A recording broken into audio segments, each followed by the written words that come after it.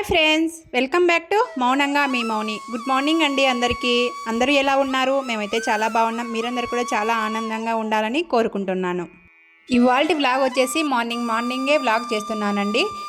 ఇక్కడ టిఫిన్లోకి అయితే మిల్లెట్స్ దోశ పిండిని అయితే పట్టేశానండి. మిల్లెట్స్ దోశలు చాలా చాలా హెల్దీ కాబట్టి నేను ఎప్పుడూ కూడా మిల్లెట్స్ దోశలు 3 రకాల మిల్లెట్స్ తెచ్చుకొని అవి ఒక గ్లాస్ 3 రకాలు వేసేసి వాటిలో కొద్దిగా మినప్పప్పు అలాగనే మెంతులు వేసేసి ఇంకా మార్నింగే నానబెట్టేస్తానండి. ముందు రోజు మార్నింగ్ నానబెట్టేసి నైట్కి అంతా బాగా నానిన తర్వాత నైట్కి దోశపిండిలాగా ప్రిపేర్ చేసుకుంటాను.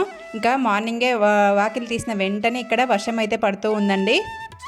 ఇలా వర్షం పడుతూ ఉంటే చాలా చాలా బాగుంటుందండి. వెదర్ అనేది చల్లగా పీస్ఫుల్గా ఉంటుందండి వాతావరణం అంతా.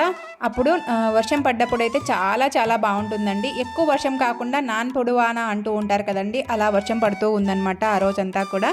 ఇంకా ఇంట్లోకి వచ్చేసి మిల్లెట్స్ దోశని ప్రిపేర్ చేశాను కదండి, వాటిలోకి నేను ఇక్కడ చట్నీని అయితే ప్రిపేర్ చేస్తున్నాను. ఈ చట్నీ వచ్చేసి మా సైడ్ అయితే శనక్కాయ చట్నీ అంటూ ఉంటారండి.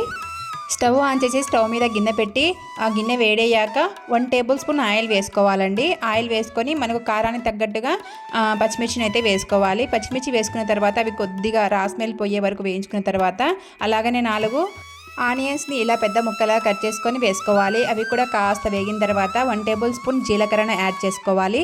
జీలకర్రను యాడ్ చేసుకొని బాగా కలుపుకోవాలండి. ఈ శనక్కాయ చట్నీ అనేది పల్లీల చట్నీ అలాగనే బుడ్డపప్పుల చట్నీ అంటూ ఉంటారండి మా సైడ్ అయితే. అవి కాస్త వేగిన తర్వాత 4 టమాటాలని ఇలా పెద్ద ముక్కలా కట్ చేసుకొని వేసుకోవాలండి. వాటిని కూడా కొద్దిసేపు ఆయిల్లో వేగిన తర్వాత ఒక పెద్ద గ్లాస్ వాటర్ వేసి బాగా కలుపుకొని లో టు మీడియం ఫ్లేమ్లో పెట్టి బాగా ఉడికించుకోవాలండి. అవి ఉడికే లోపల మనం ఇక్కడ మిల్లెట్స్ దోశను పట్టు పెట్టుకున్నాం కదండి, వాటిని కలుపుకోవాలి. చూడండి, మిల్లెట్స్ దోశలు అనేవి చాలా చాలా హెల్దీ, చాలా టేస్టీగా ఉంటాయండి. నార్మల్ దోశలు ఎలా ఉన్నాయో అలానే ఉంటాయండి మనం తింటూ ఉంటే టేస్ట్. ఇక్కడ నేను ఇంకా పిండినంతా కూడా బాగా ఫర్మెంట్ అయింది, బాగా నురుగు కూడా వచ్చిందనమాట. ఇలా నురుగుగా వస్తే బాగా ఫర్మెంట్ అయిందని మనకు అర్థం అనమాట. నార్మల్ దోశ పిండి అయితే పొంగదు, కానీ నాకు ఇలా మిల్లెట్స్ దోశలు కానీ ఇడ్లీ పిండి కానీ చాలా బాగా పొంగుతుందండి. నేను ఇక్కడ ఇంకా మిల్లెట్స్ పిండిని అంతా కూడా బాగా కలుపుకొని వాటిని కొద్దిగా పక్కన తీసి పెట్టుకున్నానండి. అంత దోసపిండి ఒకే రోజు అయిపోదు కాబట్టి కొద్దిగా పక్కన తీసి పెట్టుకున్న వాటిలో మనకు కావాల్సినంత రుచికి తగినట్టుగా సాల్ట్ని వేసి వాటిపైన కొద్దిగా వాటర్ వేసుకొని బాగా కలుపుకొని ఇంకా దోసపిండిని ప్రిపేర్ చేసుకొని పక్కన పెట్టేసుకోవాలండి. మనము చట్నీకి అయితే ప్రిపేర్ చేసుకుంటున్నాం కదండి, అవి కూడా ఉడకపట్టేసాయి. ఆ ఉడకపట్టేసిన వాటిలో 1/2 టేబుల్ స్పూన్ పసుపుని కూడా యాడ్ చేసుకొని ఒకసారి మళ్ళీ బాగా కలుపుకొని ఉడికించుకోవాలన్నమాట. మనము ఈ శనక్కాయ చట్నీకి కొద్దిగా చింతపండును కూడా మనము ముందుగానే నానబెట్టుకొని పక్కన పెట్టేసుకోవాలండి. ఇంకా కలుపుకున్న తర్వాత మూత పెట్టేసి ఇంకా ఒక 10 నిమిషాలు ఉడికించుకుంటే అవి కూడా ఉడికిపోతాయండి.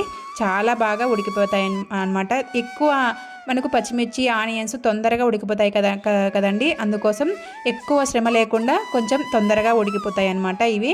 ఇంకా కొద్దిసేపు అలా ఉడికించుకున్న తర్వాత స్టవ్ ఆఫ్ చేసుకొని వాటిని చల్లారబెట్టుకున్న తర్వాత మనము ముందుగా వేయించి పెట్టుకున్నటువంటి పల్లీలను ఇలా మెత్తగా మిక్సీ పట్టుకొని పక్కన పెట్టేసుకోవాలండి. తర్వాత పెద్ద మిక్సీ జార్ తీసుకొని మనం చల్లారబెట్టుకున్నటువంటి పచ్చిమిర్చి అలాగనే టమాటాలు ముందుగా మిక్సీలో వేసుకొని మిక్సీ పట్టేసుకోవాలండి. ఈ శనక్కాయ చట్నీని మనము రోట్లో కూడా చేసుకోవచ్చండి, రోటి పచ్చడిలాగా చాలా టేస్టీగా ఉంటుంది. అలా కూడా నాకు టైం లేదు కాబట్టి నేను ఇలా మిక్సీలో వేసుకుంటున్నాను. నేను ఎక్కువ మంట ఉంటాయని చెప్పేసి ఇంకా పచ్చిమిర్చిని 2-3 మిగిలిచ్చానమాట. ఎక్కువ మంట ఉంటే పిల్లలు తినలేరు అని చెప్పేసి కొద్దిగా 2-3 పచ్చిమిర్చిని పక్కన పెట్టేశానండి. వీటిలో రుచికి తగినట్టుగా సాల్ట్ని వేసుకొని మనము కొద్దిసేపు మెత్తగా అయిపోయేంత వరకు మనం మిక్సీ పట్టేసుకోవాలండి 2-3 సార్లు. చూడండి, ఒక్క తిప్పేసరికి మనకు మెత్తగా అయిపోయినాయి పచ్చిమిర్చి టమాటాలు. అలా మెత్తగా అయిపోయిన తర్వాత మనం ముందుగా పేస్ట్ చేసి పెట్టుకున్నటువంటి పల్లీల పొడిని ఇందులో వేసుకొని మిక్సీ పట్టేసుకోవాలండి. అలా పల్లీల పొడిని అంతటిని మిక్సీలో వేసుకొని ఒక్కసారి మిక్సీ పట్టేసుకోవాలండి.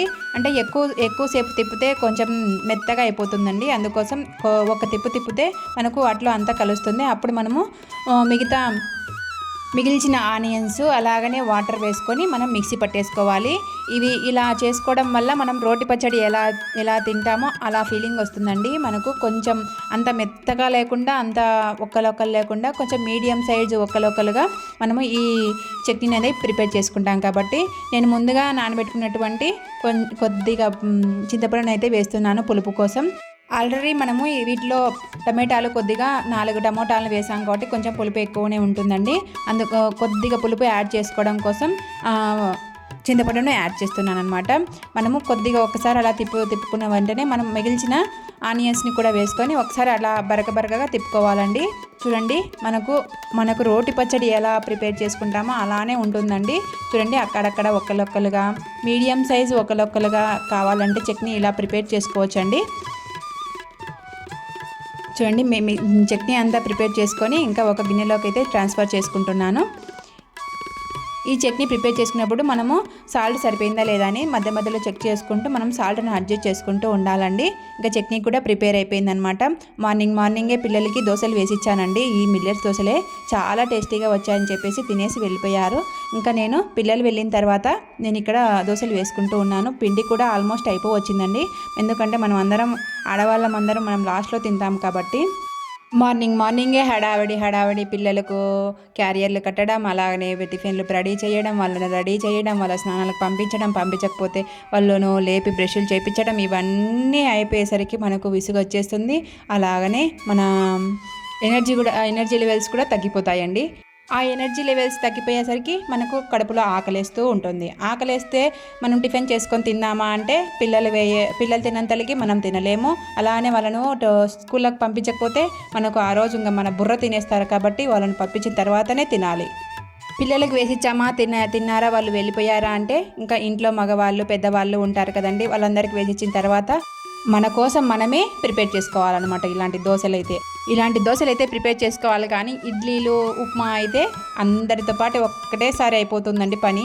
ఇలాంటి దోశలు వేసినప్పుడల్లా కొద్దిగా టైం ఎక్కువగా పడుతుంది అని నా ఉద్దేశం అండి. మీకేమనిపిస్తుందో కింద కామెంట్లో చెప్పండి. ఇక్కడ మీతో మాట్లాడుతున్నాగానే ఇంకా దోశ ప్రిపేర్ చేసుకున్నానండి. చూడండి నార్మల్ దోశలు ఎలా ఉన్నాయో అలానే ఉన్నాయి కదండి. హెల్దీగా తినాలి, హెల్దీ లైఫ్ స్టైల్ని మెయింటైన్ చేయాలి అంటే ఇలాంటి హెల్దీ మిల్లెట్స్ దోశల్ని మన లైఫ్లో మనం ఇంక్లూడ్ చేసుకుంటూ ఉండాలండి. బ్రేక్ఫాస్ట్ కింద పర్ డేలో బ్రేక్ఫాస్ట్ అనేది ఎక్కువగా పోషిస్తుందంటండి మన బాడీలో. అందుకోసం బ్రేక్ఫాస్ట్ని స్కిప్ చేయకుండా అలాగనే హెల్దీగా తినడానికి ట్రై చేయండి. మనమే కాదు మన ఇంట్లో వాళ్ళు, మన పిల్లలు అందరూ కూడా ఆరోగ్యంగా ఉంటారు. ఇలాంటి హెల్దీ మిల్లెట్స్ దోశలు 4 తిన్నా కూడా మన బాడీలో ఫ్యాట్ అనేది ఏర్పడదండి. అంత హెల్దీ అనమాట ఈ మిల్లెట్స్ దోశలు అనేవి. ఇంకా నేను ఇక్కడ చట్నీ వేసేసుకొని ఇంకా తింటున్నాను అనమాట. పిల్లలు పెద్దలు అందరూ అయిపోయిన తర్వాత మన ప్లేట్లోకి దోశలు వస్తాయి, మన చేతిలోకి కంచం అనేది వస్తుందండి. నేను అనే కాదండి, మన హౌస్ వైఫ్ అంతా కూడా ఇలానే తింటూ ఉంటారు. నాకు అది అర్థమైపోయిందనమాట. మీరు కూడా ఇలా హెల్దీ బ్రేక్ఫాస్ట్ని తినడానికి ట్రై చేయండి. హెల్దీగా ఉండండి, హెల్దీ లైఫ్ స్టైల్ని మెయింటైన్ చేయండి. వీడియో నచ్చితే లైక్, షేర్, సబ్స్క్రైబ్ చేసుకోండి. ఉంటానండి, బాయ్.